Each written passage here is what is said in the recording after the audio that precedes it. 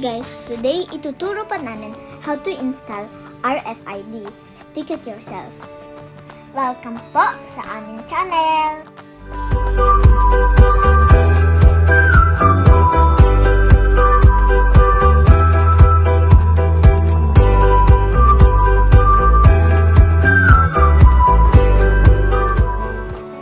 In-order po namin ito sa Shopee.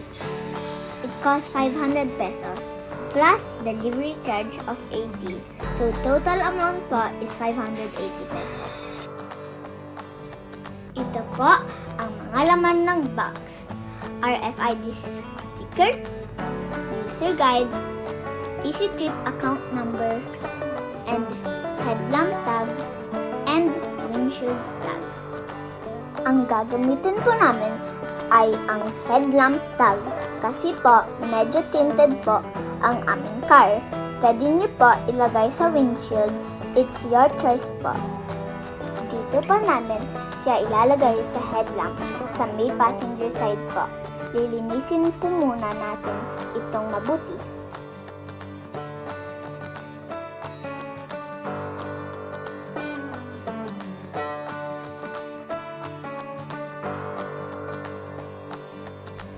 Ididikit ang headlamp tag na siyang magiging guide natin to stick the RFID sticker.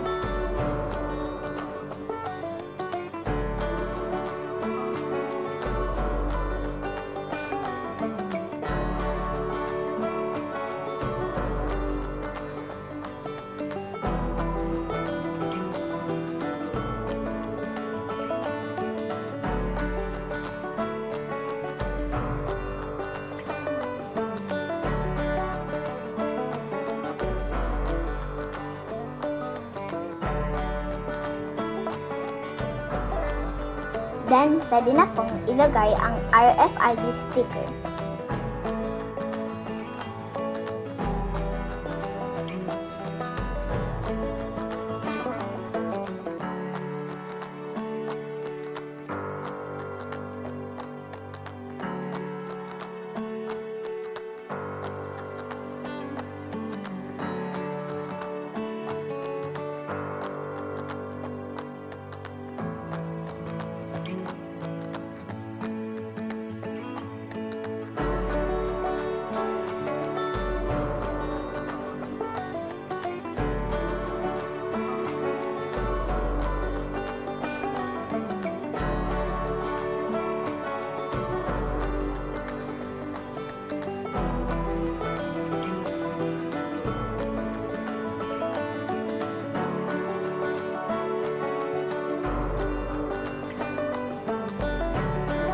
Po, tapos na po at pwede na pong gamitin ito at activated na po ito.